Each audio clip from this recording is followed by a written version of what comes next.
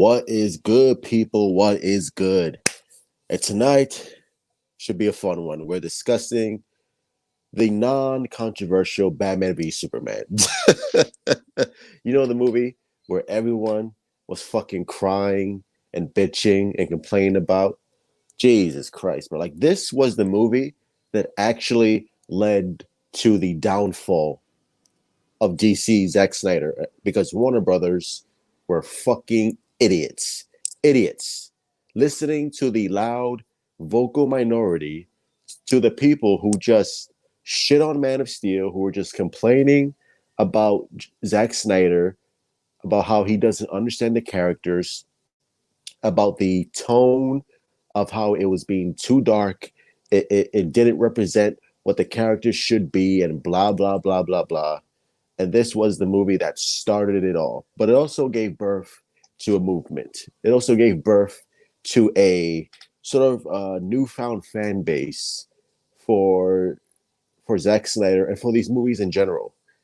And it gave birth to like people who actually like love Zack Snyder's interpretation and take on the characters, which is a great thing. And obviously now, since we're getting the Snyder cut, we just had Justice Con. We're getting DC fandom. AT&T came in like the heroes that they were, and just took over. And now, and almost like there's like this new, there's almost like this new life for DC and Zack Snyder and us fans to support and love and not be ashamed to love Man of Steel, Batman v Superman. I'm sure the upcoming Justice League, which is gonna blow us away. Dude, I'm ready for it. I'm ready for Justice League to fucking blow all over my face, neck, and chest. Like it is, like it is gonna be an event for sure. But Batman v Superman, this is a movie that, like I said, is very, very layered, very, very complex. It's very layered and complex for a superhero movie. It's very um mythic in its nature, uh, and unlike it's unlike any other superhero film that I've seen. It's very unique. It's very um distinct. Like the tone, the cinematography, the visuals, the characterizations, the philosophy, the deep examination of these heroes is, dare I say, so comic accurate, and it's just a love letter to DC fans and DC Comics, and it's breathtaking to watch. Like it really is. Like Batman v Superman is, again, it's unique. It's I just love how singular it is in its narrative, in its structure, and it's a beautiful movie to behold. And like I said, the philosophy of Batman vs Superman, it's one that I didn't notice firsthand. Like it's after like multiple viewings and really talking and talking to people, reading other people's reviews for the film, especially here on Reddit. I'm going on Reddit right now, and there's like a beautiful breakdown of the philosophy of Batman v Superman, and it's really uh, amazing to see. And it says the discussion says Batman v Superman was based upon a Nietzschean philosophy. Ooh, interesting. It says Lex Luthor, who again, I wasn't the biggest fan of Jesse Eisenberg, Lex Luthor, his interpretation, but I'm after multiple viewings, I got used to it. I got it's like okay, it's like again, I would love to see like more to see for him to become the Lex Luthor that we all know and love, like the businessman. I mean, he's already psychotic in this movie, so he's got that part nailed down already. It says so Lex Luthor was an example of what Friedrich Nietzsche called the Ubermensch. I hope I pronounced that right, meaning a Superman that justifies the human race. However, Lex does not justify the existence of the human race, but the Kryptonians. Ooh. Bruce Wayne was also portrayed as a nihilist, a person who believes that life is meaningless and rejects all religious and moral principles after witnessing the destruction of Metropolis and the subsequent orphaning of a girl. And this is what I love about Ben Affleck's portrayal of Bruce Wayne. Again, this is a Bruce Wayne who was almost he no he, not almost he was broken.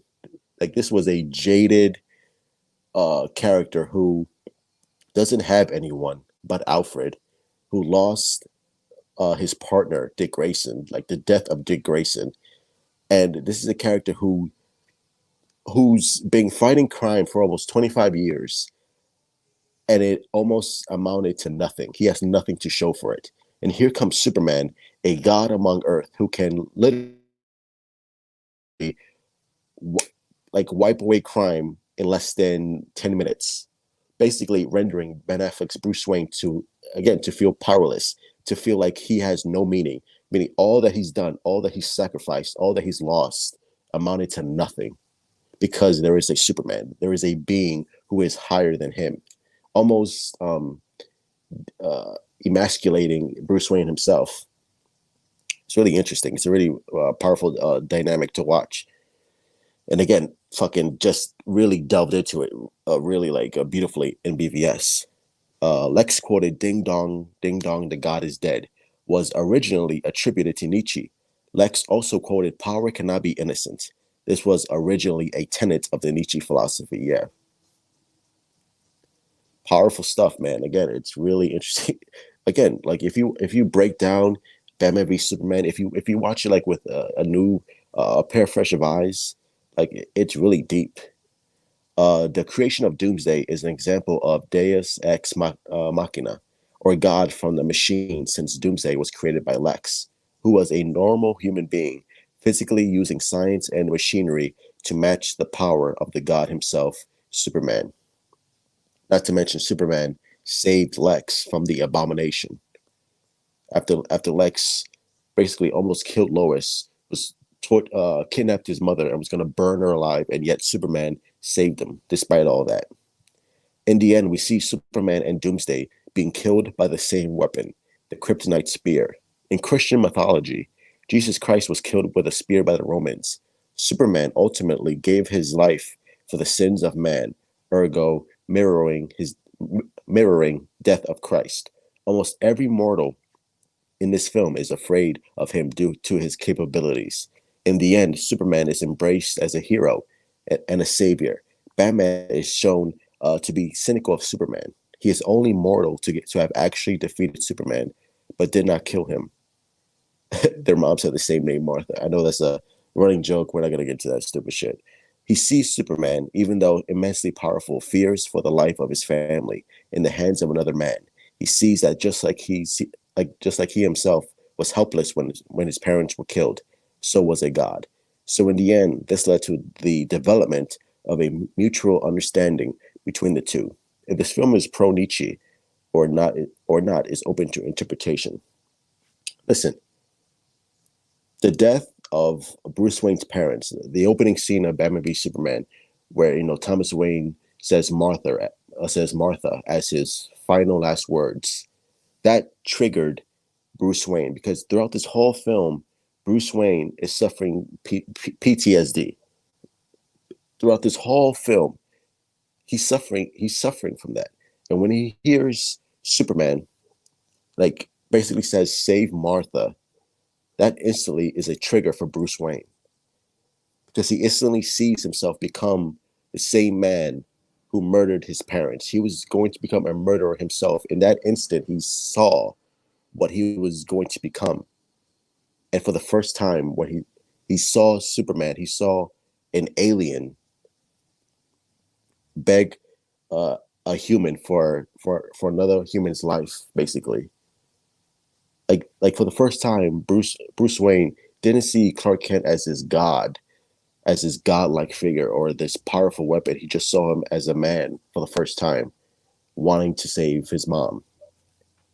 And I think a lot of people don't they don't get that just because the whole Martha controversy is like they take that and just again, we live in a very cynical world, right? So whenever you see something like that, it's very easy to make fun of it. And just like, oh, that's fucking stupid. Like that's fucking lame. Like that makes no sense. But in the context of the story, throughout the very beginning, if you're paying attention, it absolutely serves a story, and it serves a purpose throughout the film. So That's how I look at it, and that's obviously laid out throughout the story if you're paying attention to it. Again, it's a very deep, deep, deep, deep, deep film. I love it because you can take so much from it. I mean, from the opening I mean, Batman v Superman has like one of the best opening sequences. I'd say the first 20 minutes of this film is absolute perfect filmmaking. Just like seeing the events from Man of Steel from the perspective of Bruce Wayne, where he sees two gods in the middle of Metropolis destroying the city. Like, we as the audience, we almost feel helpless watching this shit because and it's terrifying. It's terrifying to see this ship hovering above the city and two Kryptonian gods like just going at it back and forth, and there's nothing we can do. Like, Bruce Wayne at that moment felt as helpless as when he was a child seeing Joe Chill kill his parents. And that perspective, like that dichotomy between the two is like really like, I was like, damn, it hits you. And from that very moment, you clearly understand what Bruce Wayne's motivations are, why he is the way he is. And look, in the film, like, it takes you on this journey. Like, Alfred and like, he clearly does not agree with Bruce Wayne whatsoever. Throughout the whole film, he sees Batman going down this path, and it's getting darker and darker and darker. And Alfred is like, "What the fuck are you doing? Like this isn't you. Like you're clearly becoming what you hate." like him branding the criminals. Like, what the fuck is that about? But I think that's a homage to Zorro, the film he saw as a kid in this film. So I think he's because Zorro used to brand his enemies with a Z. I think Batman is obviously, that was embedded in him when he saw Zorro. So he's embedding the Batman figure symbol into the criminals as sort of a way as like, you've been tagged by the Batman, which is awesome. It's like again, Zack Snyder just like filling in the layers here and there, and it's fucking amazing to see. It's amazing to see. And again, and back to Superman. Superman, basically, Man of Steel, Batman vs Superman, and Justice League is running parallel, like I read in the article, to the story of Jesus Christ, right? You have like Man of Steel, who's an outcast. You have the birth of the Superman, Batman vs Superman. You have the persecution because everyone hates Superman. Batman, the people, they're afraid of him. They don't understand him, and then he dies. And then you have Justice League, which will be the resurrection of Superman, the rebirth into the Superman that we all know and love. And it's going to be amazing. And really, Batman v Superman still continues the story of Man of Steel. Like, I look at it like Man of Steel is chapter 1, BVS is chapter 2, and Justice League will be chapter 3. And maybe like the final story or the final arc for this character, because this movie follows Superman again through his journey of trying to find his place in the world. Obviously, you have people who love him. Half of them love him. Half of them see him as this savior, and the other half see Superman as this devil. The same way Lex sees Superman, because like I said, like innocent, like power cannot be innocent. So Superman cannot be innocent because he's all powerful. Like, he must be evil. Like no one can be innocent, and no one can be pure and stuff like that, which is like Lex's philosophy of how he sees Superman. And by the way, I think, it's funny how Man of Steel was a story about mothers, and Batman v Superman is really the story about fathers, because you have Clark Kent living in the shadow of his father, wanting to live up to what his you have Superman wanting to live up to what his father intended him to be just a good man, right? And then you have Batman wanting to living in the shadow of his father, outliving his father, and wanting to again do right by his father. And then you have Lex Luthor, who again standing in the shadow of his father and wanting to sort of impress his father and stuff like that. Like, the story about fathers, it's very I like how it's portrayed in the film. And by the way, I think Lex Luthor killed his father. Like the way he talks about him, like you can tell Lex Luthor Senior was maybe a abusive father to Lex Luthor, and that's why he hated him because he sees, and maybe that's why he doesn't view. I think that's why he sees powerful people cannot be innocent because he saw his father. His father was a powerful figure, and clearly maybe wasn't a saint when it came to being a father, and probably abused them. So I think that's where the hatred comes from seeing powerful men. I don't know. That's just a theory of mine. That's how I see uh fucking Lex Luthor and stuff. But yeah, again, and I love the I think it was it was portrayed in the first trailer and it was portrayed in the movie where you see the statue of false god, and then again that's how the like I know the DC characters they're often referred to as like the gods of comics, right? The gods, and that's how this whole movie portrays Superman as this godlike figure who has the weight of this world on his shoulders. And Clark Kent is in the complete opposite of that. He's just a man trying to do good. He's just a man wanting to do good. And the fact that you have so many people watching him, critiquing him, must there be a Superman? And you have Neil deGrasse Tyson talk about Pernicus and every Superman replacing um, almost like there's no need for human beings because there is a Superman who is above us all. He can do anything, and that's what's really interesting about that. It's really, again, really deep, interesting character study of Superman, Batman, and how the world views these characters. Because again, if Superman existed in our real world right now, like how would we react to seeing that? We would react the same way the film does, scared, seeing him as our savior, seeing the Superman who would want us to take care of everything, like save us, like take care of our health, to take care of the ecosystem, take care of all of all the racism, evil that's going on in the world. Like that's what Superman is to these people who look at him as this savior, as this powerful Christ figure. Like that's who the character is in some people's eyes. Like Superman is supposed to be the shining light, the shining beacon who will look upon us and aspire to be like him. Like that's the whole point of the Superman character in this movie.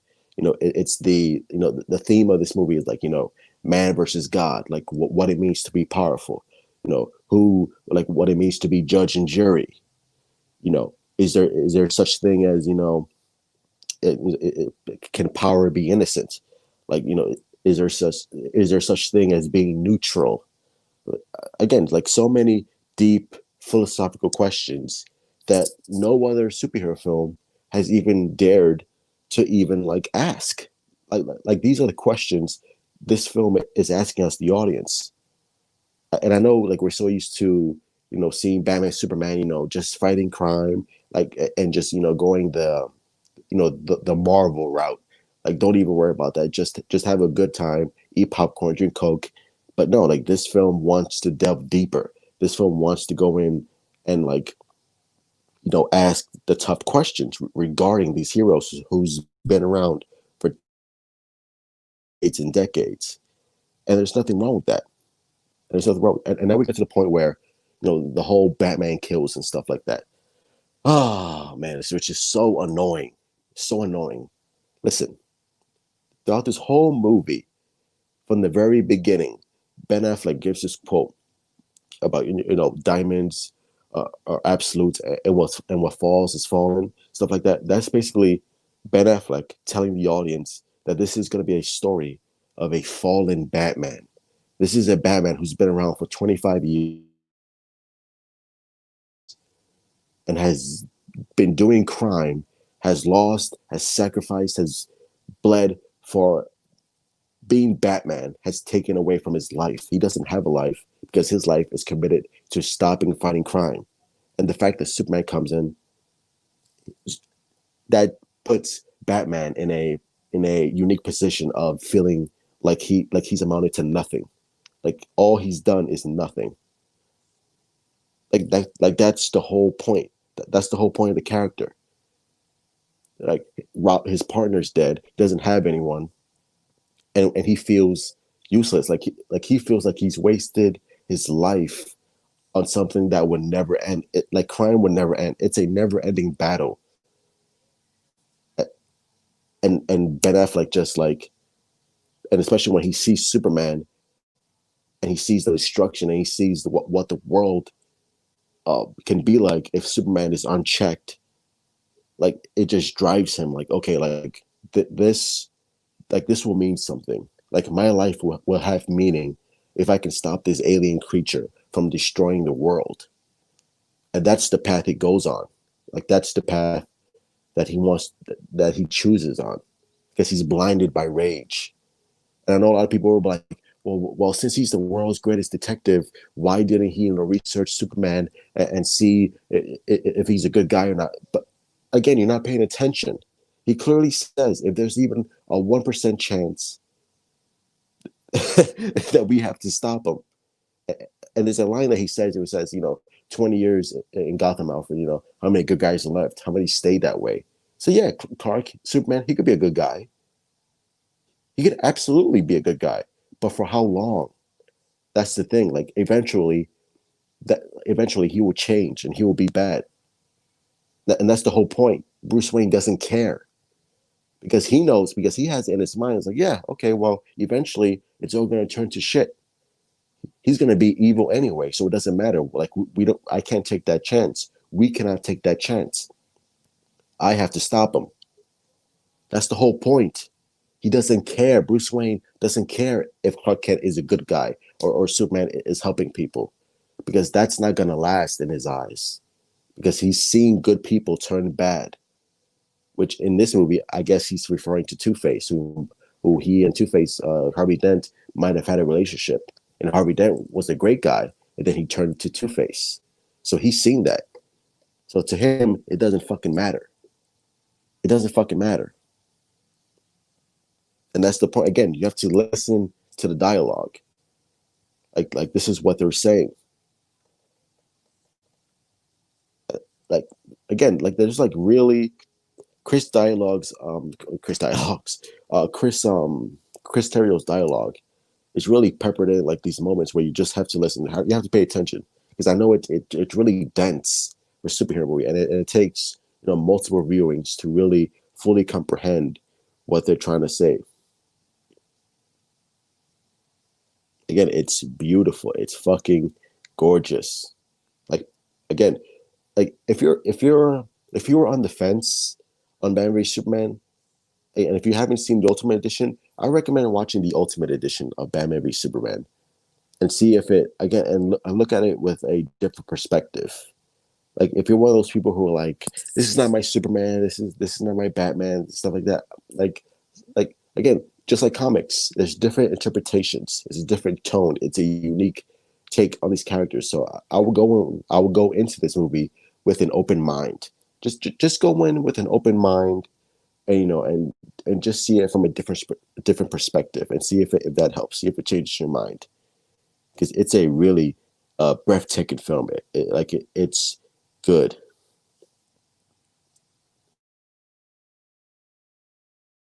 And one of my favorite lines um, in Batman v Superman is when was when Batman is in the iron I was going to say Iron Man suit, the fucking bat suit, the mechanical bat suit, and and him and Superman are about to face off, and Batman hits him with the fucking tear gas and stuff, the kryptonite gas that makes him weak. And one of the best lines in the movie, when Clark Kent tries to hit him, Batman blocks it. And there's a close up of Ben Affleck's Batman's when he says, "You're not brave. Men are brave." Like that line was fucking epic, because again, before that, this is how Batman views Superman. He doesn't see him as human. He sees him as this fucking alien that needs to be destroyed before he destroys us. So, and it really And I'm reading one of the quotes here. It says Batman's motivations to destroy the threat to the human race. God is pushed to its limits. That's the whole, yeah, because this is how Lex Luthor, this is how Batman views Superman. This is how people view Superman as this God among Earth. He is a God, and God can be corruptible, and God can be evil in Lex Luthor's eyes, and in Batman's eyes as well. This is a God who can turn evil, or will turn evil. It's again, it's really deep, deep, deep, deep shit. Oh, I love it. It's so cool, man. It's like it's so cool.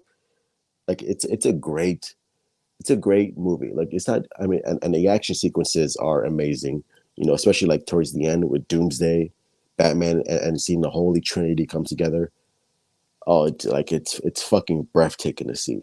But also has this deep, rich, you know, philosophical and theological questions about who we are as people. Like who are these characters? Like how these characters exist in the real world and what they mean to people in the real world.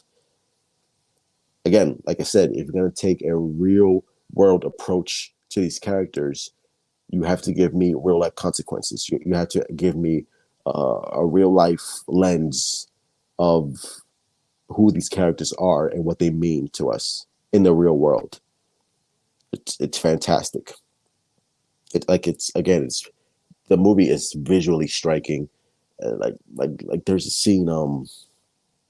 There's a great scene where obviously like the first confrontation of Batman and Superman, where you know Batman hits or bumps into Clark Kent, and the Batmobile slides off, and basically Clark threatens him, where he says, you know,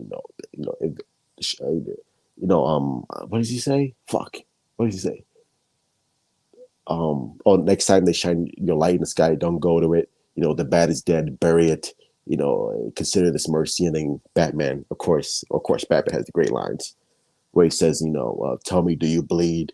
You will. And when he says, when Batman says again, when Batman says, tell me, do you bleed? He's really asking, like, are you human? Like, do you bleed like us?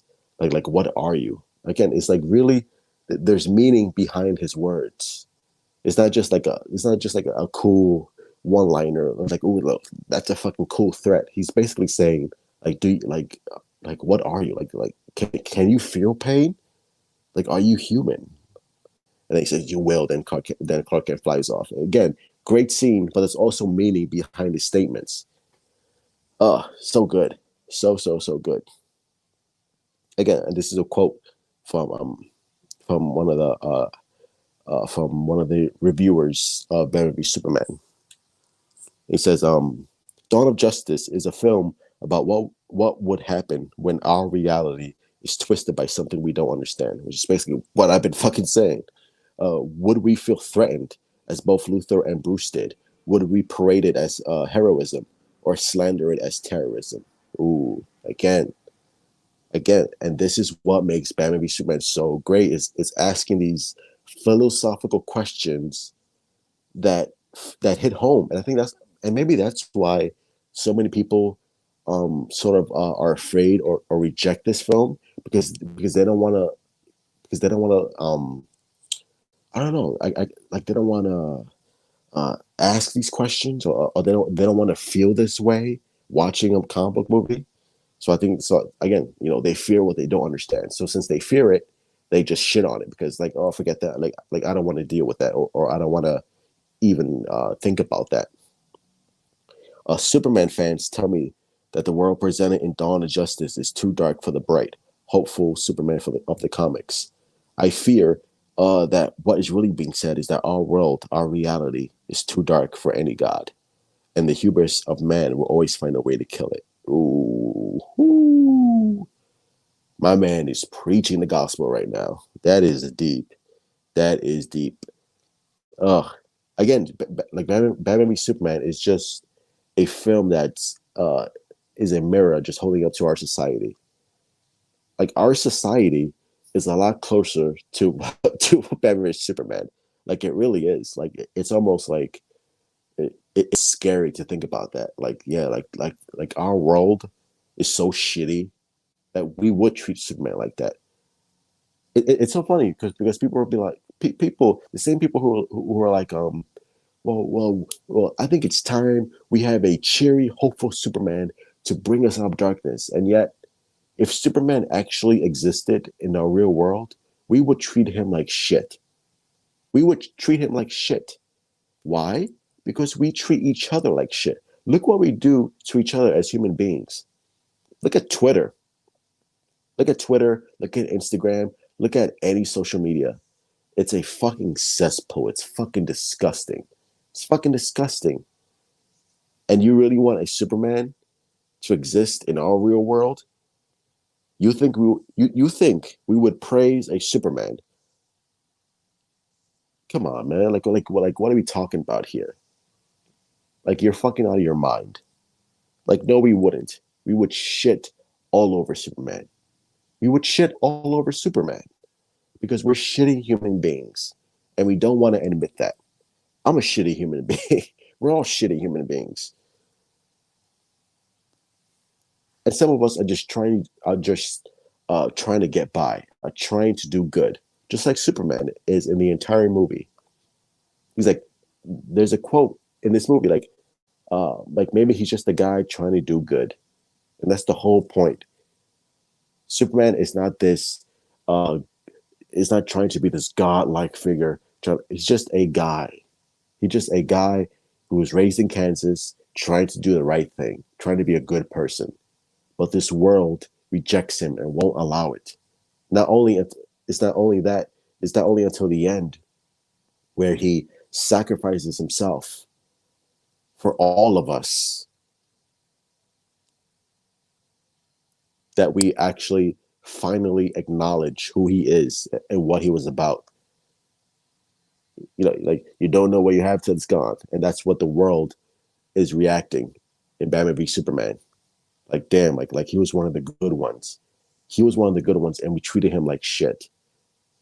That's exactly how it will play out in the real world if Superman actually existed. We would treat him like shit. And if he sacrificed himself for all of us, we would like mourn him for a day, and then we will move on, go on Twitter and talk about Kim Kardashian's ass or something like that. Because again, we're shitty human beings. Like we don't deserve a Superman. We don't deserve a Superman.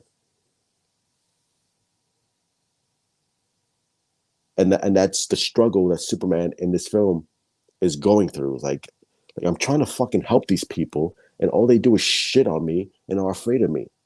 It's like, why am I here? Like, why am I even doing this? Like, should I even engage? Should I even help?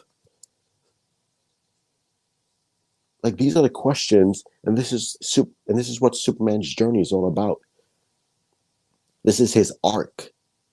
It's not only until the end that he realizes, like, oh, like Lois Lane, like this is my world. He accepts this world. He accepts Lois as his world. It's not only until the end where he's like, oh yeah, like I do belong here. No, like no, like this is what I'm doing. Like this is why I was put here to help. Because the confrontation between Batman and Superman, they sort of help each other.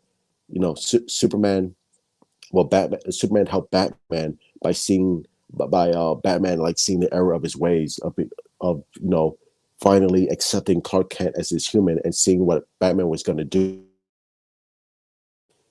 and just rejecting it.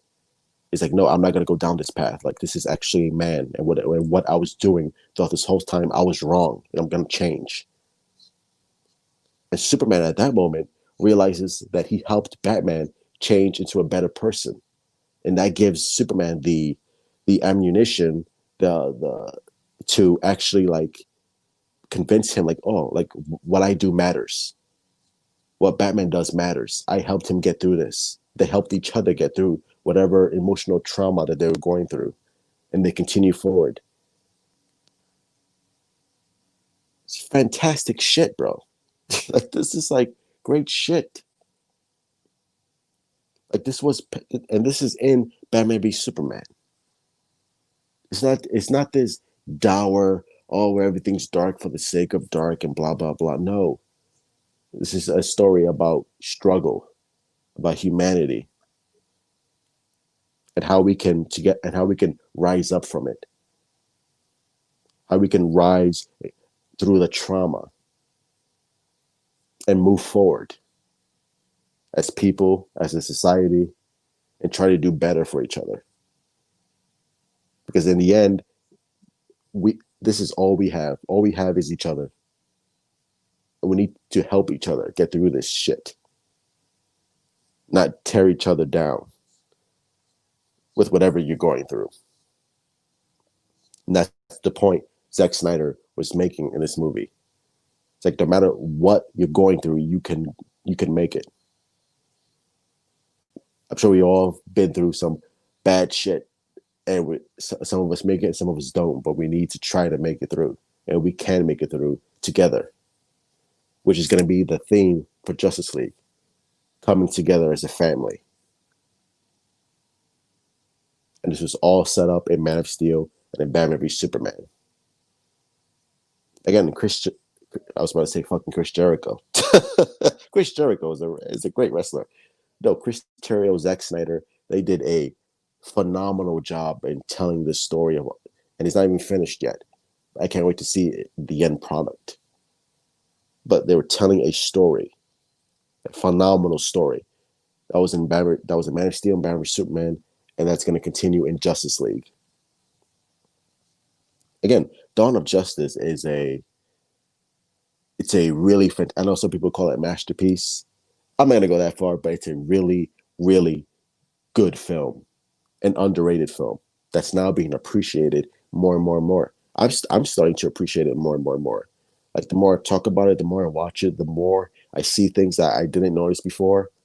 Like it's really like it's a like damn, like maybe one day I'll claim it to be oh, this is a masterpiece of a film. But it's like it's really really good. And again, like so many layers, so much depth, and it stays so true to who these characters are. Wonder Woman, Batman, Superman, Lex, they all have arcs, and it's really fucking phenomenal to see Lex go through his arc. Say like this is a man who cannot change, who won't change. This is, and we see a Batman who has changed. We see a Superman who has changed for the better. People can change, whether good or bad.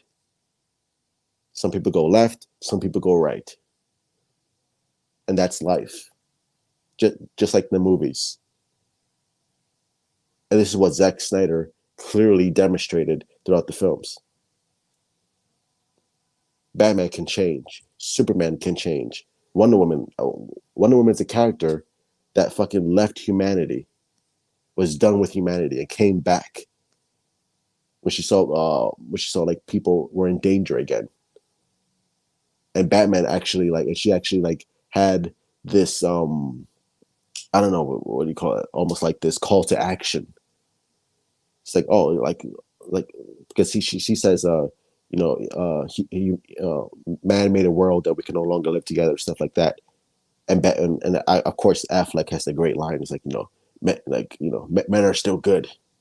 Like we fight, we kill, we betray one another, but we can rebuild.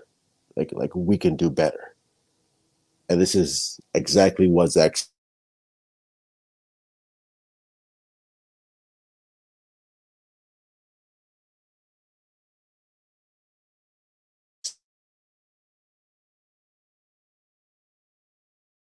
like this is gonna continue. What's up, Geeks Comics Entertainment? I love Dawn of Justice Ultimate Cut. Yeah, me too, bro. I fucking love this movie. This movie's awesome. I love it. It's so good. And like I said, it's great to see so many more people appreciating it and loving this film because it has so much to say, and not just about comics, but just in life in general. Like so many people are It's awesome to see so many people respond to this film, like you, like me, like so many other people who love this film and appreciate it for what it is and the story that it was going for. And it's awesome. I love it. Like Batman v Superman obviously is going to go down like in the annals of film history. Like it really is. Like it really is. Like it's in the same vein as like Blade Runner or stuff like that. A film that just like came out, critics shit on it, but people loved it, and over time, it became more and more loved and more respected, and that's what they're doing right now. Like Batman v Superman is the Blade Runner of comic books. Like it really, like I can't name another superhero film that had this kind of uh this polarization, this kind of love, and it's going to continue. So it's my opinion. Affleck looked like been pulled out of Bruce Timm, Batman, and Bruce Wayne. He does. Yeah, Ben Affleck looks like a fucking like he looks like he was ripped right out of the comics. Like he really does. Like Ben Affleck is so comic accurate. It's almost like again Zack Snyder. Like his casting choices are always on point. Like I love like Zack Snyder. Like so many people shit on Ben Affleck. Like Ben Affleck, Daredevil. Like really, you're gonna have him play Batman? And look what happened. He became the best live action Batman of all time. The best. He is so fucking comic accurate. It's so fucking crazy. And that's why so many people are fucking worshiping him as Batman. Like so many people want him to come back as Batman so bad. Me included, because I love Affleck and I want him to come back. Hopefully at DC Fandom, we get some sort of announcement, obviously, because he's going to be in Zack Snyder's Justice League, and I'm sure he's going to support that film. But I want like confirmation, like, oh, by the way, he's going to be, maybe in the Flash film, or maybe have his own, HBO Max series, or Justice League 2 and 3, or at least or at least one more Justice League film to close out his arc, which would be amazing. I would love to see that, and I hope that comes and I hope that comes out because I want him to come back as Batman so bad because he's like I said he is so goddamn comic accurate. The suit is comic accurate. The suit is like Jim Lee. Like that's the fucking Jim Lee suit. He's literally wearing a Jim Lee Batman suit. He looks like Batman. Like that's Batman. Like whenever I see a drawing of like Jim Lee's Batman or Jason Fabek or Fabok, like I see Ben Affleck. Like oh, that's fucking Ben Affleck as Batman. Yeah, like that's totally see it. There are a lot of Batman in Ayer cut we haven't seen yet. Is that true? Really? Like I hope that's true. Like it should be true because, like I said, because the Ayer cut, like again, that's another film that just got butchered, and I would imagine, because it's such a shame that we didn't get to see Ben Affleck's Batman with Jared Leto's Joker, and if you have Batman in your movie, then it's almost safe to assume that you got to have an interaction between the two. That's almost like a duh, like no fucking brainer. So I would imagine that's true. That there's a lot of Batman in David Ayer's cut. I hope so. Oh my god, dude! Like if there is like if there's a lot of scenes or just like um a good portion of Batman and Joker scenes, I'm gonna be so fucking pissed. Like that's just gonna make me even more angry because like wow, like really, like you cut this out. Oh my god, like Warner Brothers, like they obviously like they fucking butchered Batman v Superman because they wanted more showings and they cut it down because they don't want a 3 hour film, which is so fucking stupid because so many people praised Batman v Superman Ultimate Edition, which is 3 hours. So if you would have just left it in theaters with that 3 hour running time, I guarantee you this movie would have been much more well received and would have made $1 billion. But of course, Warner Brothers are run by fucking morons. So I'm so glad they have no input in Zack Snyder's Justice League going forward whatsoever. Because I do not want them anywhere near Zack Snyder films or DC films in fucking general. So like get the fuck out of here with that shit. Like you can miss me with that. Like no way. I do not I do not want fucking any of those scenes. I do not want any Warner Brothers interference or nothing. Simon says, "What's up, bro? I hope it's true. Batman air cutscene, him diving in ocean with a snorkel mask. Awesome. Yo, well, I know that scene was in the Suicide Squad cut, but I think a line was cut out in the movie where Batman says, he took something from me. Now I'm gonna take something from him. And of course, I think he was referring to Joker killing Robin. Which again, I don't know why they took that out. Why would you take that out? It just gives more context to Joker in Batman's world and him killing a fucking Robin, which is so fucking stupid. Because like in Batman v Superman, in that great scene where where Bruce Wayne is in the Batcave and he looks at the Robin suit all burned and shot up, and it says "ha ha ha, jokes on you." Like that gives so much context to us, the audience. Like, oh shit, like Joker killed Robin, Joker killed Dick Grayson. Like wow, like holy shit, like that's fucking crazy.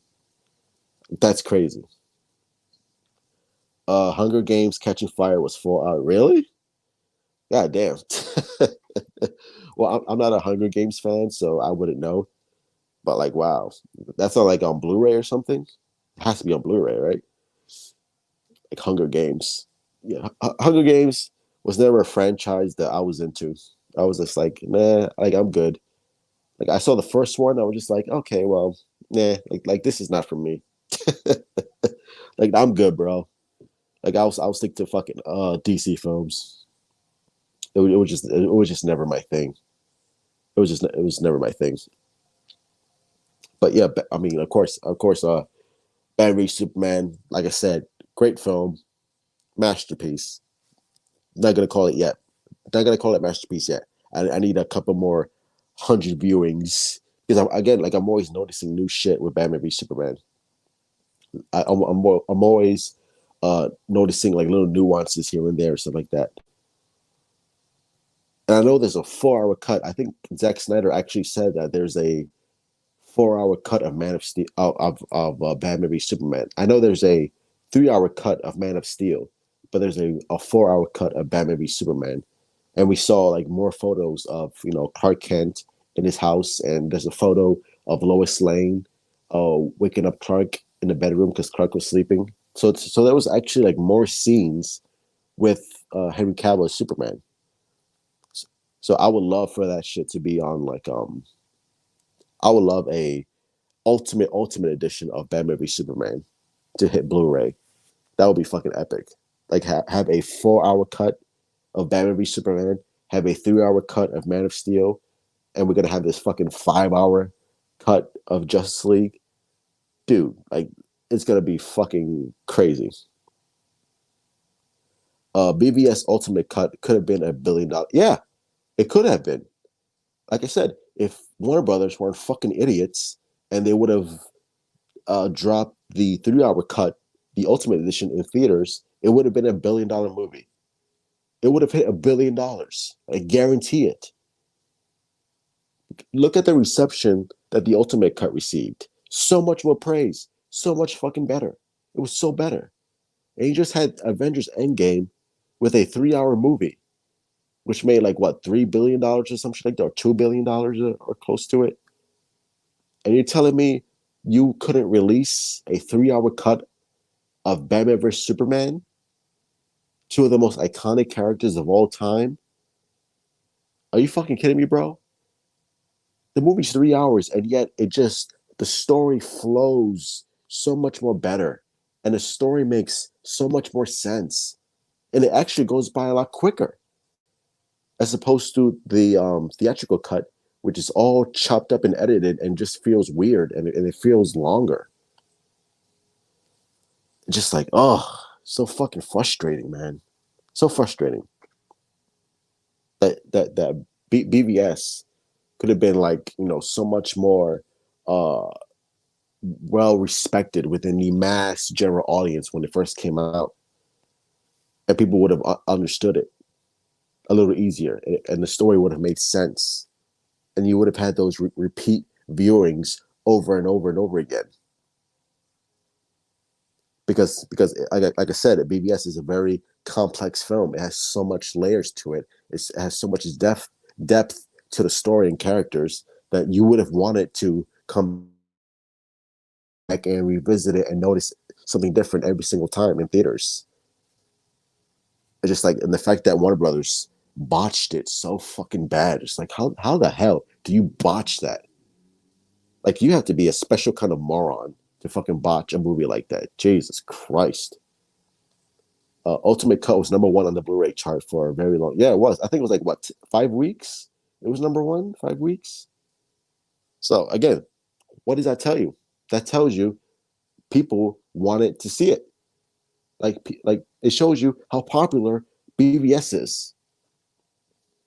For our cut of BVS, there's a lot of bad. Oh yeah, dude, there's a lot of. Again, this is what I love about Zack Snyder. Like he has, Zack Snyder loves to tell these long, drawn out stories, and there's so much more footage of Batman, so much more footage of Clark Kent, Henry Cavill, Superman. There's a scene in BVS that's I'm assuming that was in the 4 hour cut of Superman trying to find his mom because obviously Martha was kidnapped, and he flies up into space and he tries to hear for his mom, but he can't because every single thing is like coming at him all at once. Like people talking, like the cars honking, babies crying, like it's too much for him to filter out all that noise. So it goes crazy. Like I would have loved to see that. Like that would have been amazing to see, because again, and it would have addressed the haters. Like he's Superman, so how come he can't listen? How come he can't hear to find his mom? Huh? He's Superman, right? So he should be able to hear his mom. Well, there's a scene where he tries to, but he can't because so much noise is coming at him all at once, and he can't control it. So there you go. Sucker Punch extended cut was better as well. Was it? I haven't seen it. What are there like? Isn't there like two different cuts of Sucker Punch, or is there only one? Like there's only, like, I know there's the original theatrical cut. So is there also an extended cut of the movie? Is there like an extended cut and a director's cut of the film? Yes, like Sucker Punch, like like Sucker Punch is not really a film that meshed well with me. I wasn't really a big fan of it. Like I thought the visuals were absolutely fucking incredible. Like the visuals are insane in Sucker Punch, but like the story for me just didn't resonate well with me. But again, maybe like with all Zack Snyder's director cuts, if I see the extended director's cut, I'll gain a better appreciation for the movie. Like of course, like with, again, I'm still waiting for the 3 hour cut Man of Steel, and Batman v Superman with its Ultimate Edition, its director's cut. I mean, again, so much better, so much more fucking, like, so much better.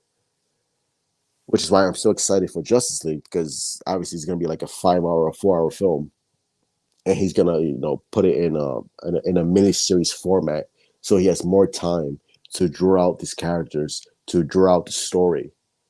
And I wish, damn, like I wish they would have done that for like if Batman v Superman was like a miniseries on HBO Max, like I think it would have fucking, like, it would have won so many awards.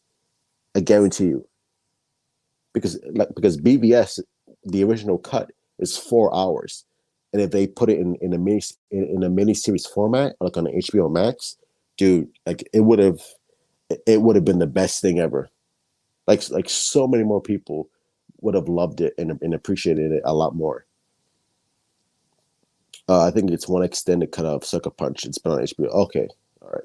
I know the theatrical cut is on Netflix right now. So I'll probably watch that later tonight because I haven't seen Sucker Punch in a long time. So was there a longer cut of Man of Steel since Snyder has so many cuts? Yeah, yeah. There's a 3 hour cut of Man of Steel. That's true. There's a 3 hour cut of Man of Steel. I love Man of Steel. Personally, I love the I love Man of Steel and I love the 2 hour and 20 minute cut. I love it, but I would love to see a 3 hour cut of Man of Steel. But yeah, it's true. There's a 3 hour cut of Man of Steel. Will we see it? I don't know. I hope so, since we're getting so many fucking cuts. So again, I think if once again, if the Justice League is a massive success, I think, and if people like demand it, I think like why not? Why not release a 3 hour cut of Man of Steel? Like they should do it. Like release that shit, and I hope they do. But yeah, there's a 3 hour cut of Man of Steel, and I want to see it because I know there's images online. I think you can Google it online. Like there's a scene of Jonathan Kent and Martha Kent holding baby Clark. Like I think like in the hospital, like just like looking at them and stuff. It's a cute little scene. I bet when Justice League is a big hit, Man of Steel could get extended cut. Yeah, that's what I'm hoping too. I'm hoping that if Justice League is a big success, that we get the extended cut of Man of Steel. Like that's what I'm fucking I'm on my hands and knees praying to DC gods that we get that shit because I want to see it. I want to see the extended cut of Man of Steel. I want to see a 3 hour cut of Man of Steel. That would be interesting to see. But like I said, if but like I said, I'm totally happy with the version we got right now. And I think if you ask Zach, I think that's the version that he loves. But again, I'm not gonna complain if there's more Man of Steel out there. I'm not gonna fucking complain. Like I want that. I want all of it, dude. Shit. If there's a fucking 10 hour version of fucking Justice League, I want that shit too. Like how much? How much? You want my credit card? You want my money? You want my wife? You want my kids? How much, bro? I want all of it. Give me all of it. Like that's what I want. I want all this good shit, bro. Zack Snyder is the fucking goat when it comes to DC films. Fiora been my favorite villain in Man of Steel. Yeah, she was awesome, and not to mention Zack Snyder mentioned that she's still alive because she didn't die. She's trapped in the Phantom Zone, so she's still alive. And if they wanted to, they could absolutely bring her back for maybe Justice League, a Justice League sequel, or a Man of Steel sequel. Like the option is there. So you never know. If, like Fiora can come back if they wanted to. She could absolutely come back, and that would be dope, dude. How awesome would it be if we saw fucking Fiora and Wonder Woman in a battle in like a Justice League sequel? Holy shit! Because she whooped Clark Kent's ass. She whooped Cal's ass. Like she beat him badly. And to see a fucking version of that, like imagine seeing fucking like Fiora and Wonder Woman coming back, or Fiora coming back and fucking fighting Wonder Woman Gal Gadot. Come on, bro. Like who doesn't want to see that shit? That would be amazing. That would be amazing to see. Like god damn, bro. Fiora coming back. Oof, oof. That would be amazing. I love Fiora. I thought she was like one of the best parts. She was like truly like one of the best parts in the movie of Man of Steel, which I consider a masterpiece. I will say Man of Steel is a fucking masterpiece. That's what I would say. Man of Steel is awesome. I loved Man of Steel. Man of Steel is fantastic. Fiora versus Wonder Woman take my fucking. That's what I'm saying, bro. That's what I'm saying. Take my money, bro. Take my house. Take my PlayStation 4, bro. I'm good because I'll get the PlayStation 5. Take that shit. You give me Fiora and Wonder Woman. Jesus Christ. Ugh. Oof. That's what I'm talking about, bro. Give me that shit. I want that shit. I need that shit in my life. Inject that shit into my veins, bro. Put that shit in my veins because I need that. I need that and I want that. We need to make this happen. Hashtag Fayora v Wonder Woman Justice League 2. Make it happen, internet. Make it happen. Hashtag that shit. Because we need that. Oh, dude, I can't wait for Justice League. Justice League, oh my god, dude. Especially since Zack Snyder confirmed that, I think he's gonna Bruce Wayne is gonna mention Nightwing. He's gonna mention Dick Grayson and what happened uh, to the death of Dick Grayson. So they're gonna delve into it. Oh, can't wait. Can't wait to hear that shit, bro. Oh, it's gonna be amazing. It's gonna be amazing. Can't wait for that shit. Jesus Christ. Like that's gonna be fucking amazing, bro. Seeing that shit, oh, I cannot wait. Cannot wait. Like I'm just thinking about it right now. It's like, oh, like seeing Bruce Wayne and shit like that. Oh, it's gonna be amazing. I think DC should do a Krypton movie. Well, we had Krypton on Sci-Fi Channel, which wasn't bad, but it wasn't like anything special. It was like okay, that was pretty cool. But dude, we had that fucking amazing sequence in Man of Steel, the whole Krypton sequence, the 20-minute scene of Krypton. Like to me, that was enough. I was like, I'm good. Like that was great. Like it was perfect. Like the way it was done, it automatically just set the tone for the movie. Like yes, like this is what we want to see. Like I want more of this, please. Since Justice League Snyder Cut is going to be a 6-part series on HBO Max, that means it will be eligible for Emmys, Golden Globes, and maybe even a SAG award. Since it's gonna totally different film. Well, again, that depends on the reception of Justice League. If Justice League comes out and it's highly regarded and praised, then yeah, I think it will definitely be eligible for Emmys, Golden Globes. But we already know, like here's the thing that people have to understand: like people already are gonna hate this movie. Like you have two sides. You have one side that's gonna absolutely praise it no matter what, and then you have the other side who are absolutely gonna hate it no matter what. Like the media is already prepped to hate it because they hate Zack Snyder for some reason. I don't know why, but they're already gonna hate it. But like even if it doesn't, if it's not eligible for Emmys or Golden Globes or SAG Award, like who cares? Like we the fans, we're getting what we want. We're gonna love it. We're gonna praise it, and that's all that matters. And look, like this movie is already a success with everything that's going on right now. So I think Zack Snyder and HBO Max, I think they're pretty happy with it right now.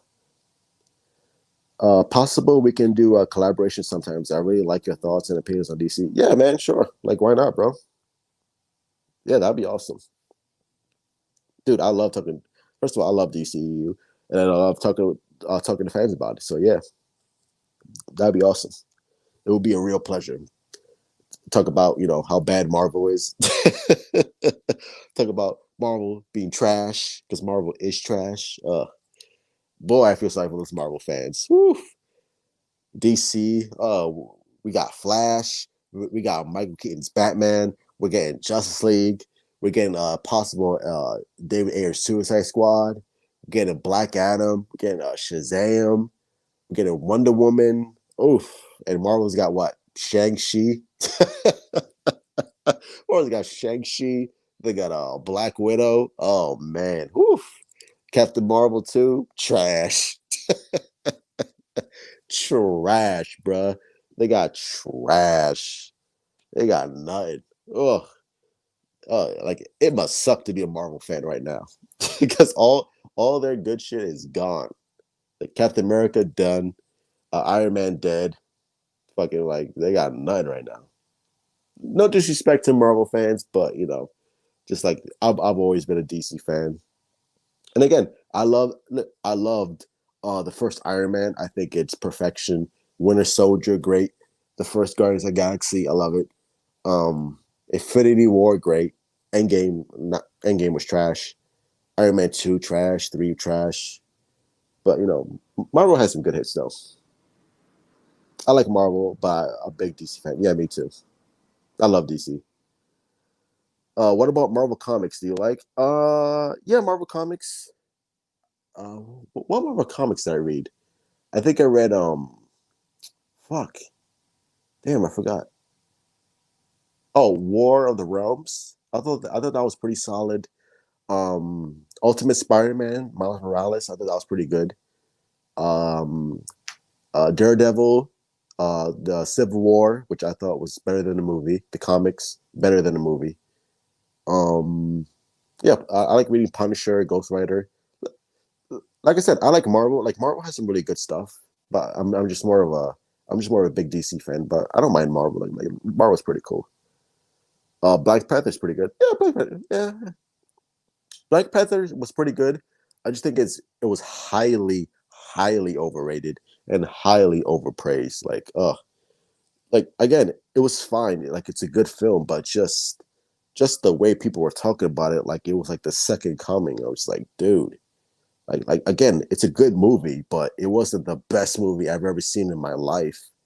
Like, oh my god, like like like they were talking about Black Panther, like it was uh like it was fucking Godfather 2 or something.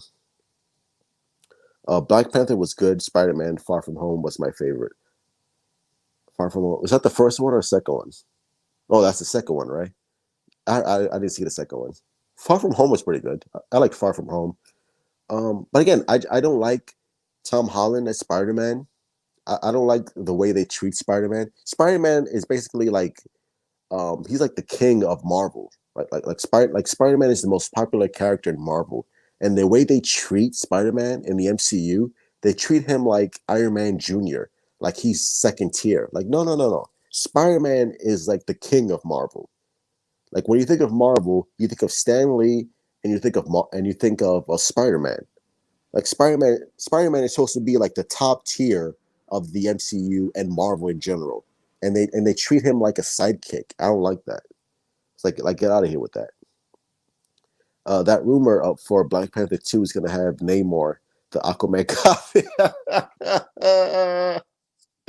Yeah, Namor. Yeah, Aquaman.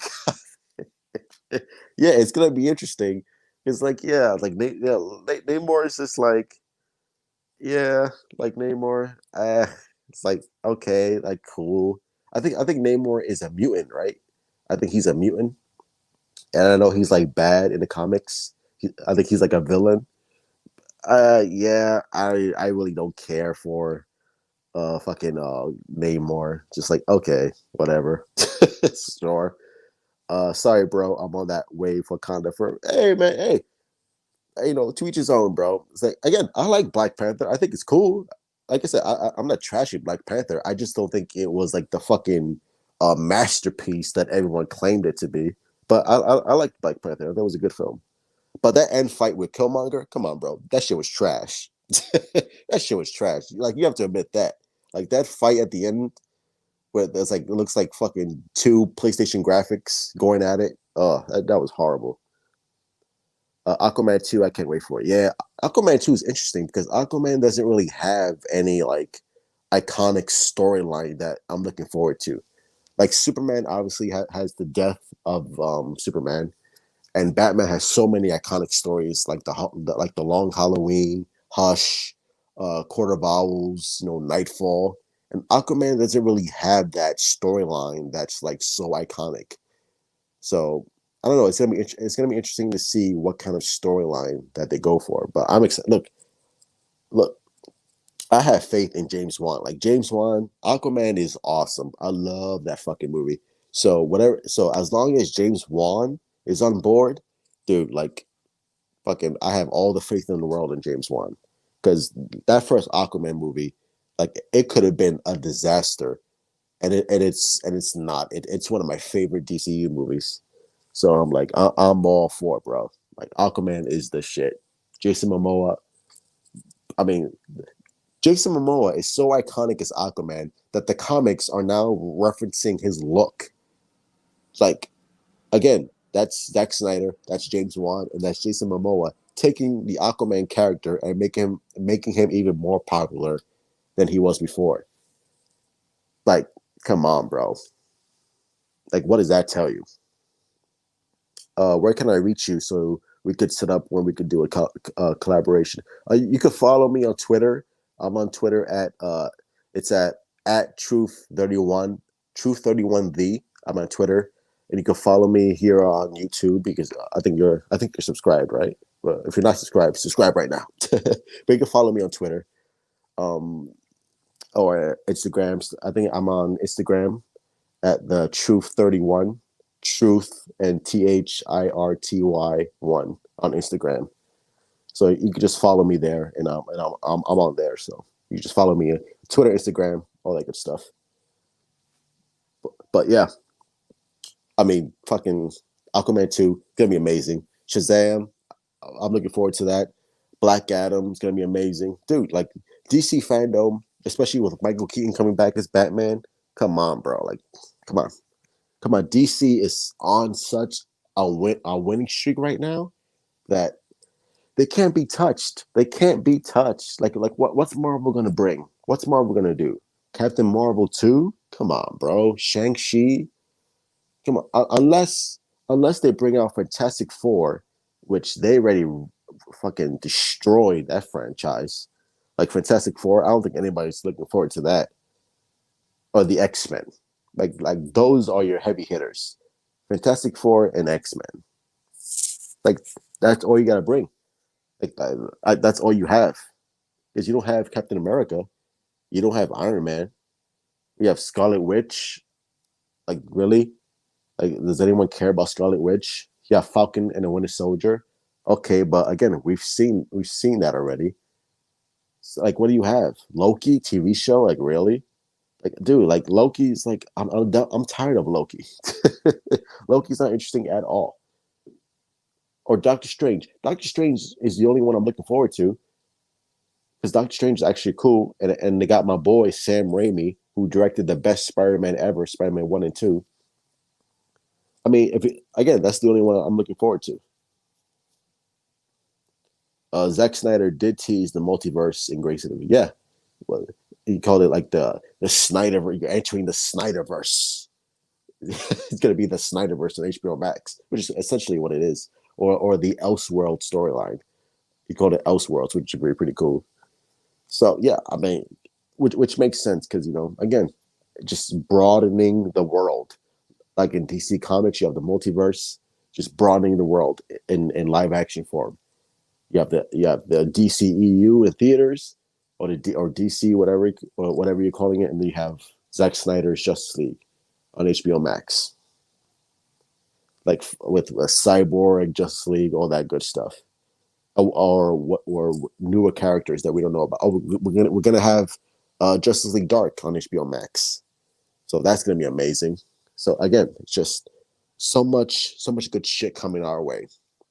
Justice League Dark, Zack Snyder's Justice League, Flash, Black Adam, the Batman with Robert Pattinson. Oh, oh, just get it's like Christmas in the summertime. Thank you, AT&T. Everyone, go shout out AT&T. Go show support and love for AT&T for giving us what we wanted and for listening to us, the fans. Something that Warner Brothers would never do because they're assholes and they don't know what the fuck they're doing with their properties. Um, yeah, you are right about how Spider-Man is being treated in the MCU, but you can understand all the top studios bought the best superheroes from Marvel. They had to use what they had left Iron Man. Yeah, it's true. Again, props to Kevin Feige for turning, Iron Man, Captain America, Thor into like legit, A-lister in movies. Like, I mean, you have to give credit to them because they took that franchise and just like made it what it is today. So props to them. But it's going to be interesting to see how they rebuild without those A-list characters now. Like how can you proceed without Captain America? How can you proceed without Iron Man? And you have Thor, which is not even going to be Thor anymore because was it Jane Foster is going to be Thor now? Like what? Like, are you serious? You're gonna have now Thor is a woman? Okay, whatever. Like I have no interest in that whatsoever. So again, it's gonna be interesting. It's gonna be interesting for sure. But yeah, I I I have no faith in that. I think Spider-Man 3 will do great now. He's his own hero. Yeah, we'll see. Yeah, hopefully there's no fucking Tony Stark in it whatsoever. And Uncle Ben was supposed to be the figure in his life who taught him life lessons. Like that's supposed to be his anchor. And the fact that you replaced Uncle Ben with Iron Man, that doesn't sit well with me. I was born in '84. I don't remember people saying Iron Man, Thor, Captain America were good superheroes in the '90s. Yeah, well, I was never. Again, I never read Captain America. I never read Iron Man as a kid. I've always read Batman, Superman. Like I've always been geared towards DC characters more than Marvel. Like the only Marvel I've read was either X-Men or Spider-Man. Like that's it. Like Thor, Captain America, like never really interested me. Even now, like I read Marvel, I'm just like these characters for some reason they just don't resonate with me at all. So I don't know. That's just me. But yeah, that's I'm gonna head out. Thank you all for the questions. You're all been amazing. Thank you all for listening to my BVS discussion. But and yeah, it's been awesome. I love doing these live streams, and and I would obviously be doing more. So hit me up on topics that you want to hear about, that you want me to talk about, that you want to discuss here on the chat. And yeah, you guys are awesome. And yeah, uh, Geeks Comics Entertainment for sure. Hit me up.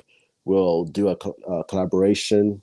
Talk all that good DC stuff, all the DC goodies, and yeah, it's gonna be awesome. So again, follow me on Twitter, follow me on Instagram, and yeah, until then, thank you all for showing up. Love you all. It's been awesome, and yeah, remember, DC is awesome. DC is thanks, man. Have a great day. Yeah, you too, bro. Remember, DC is awesome. Zack Snyder is the GOAT. And if anyone tells you BVS is trash, just point and laugh at them because they're sad people. All right. Love you all. I'm out.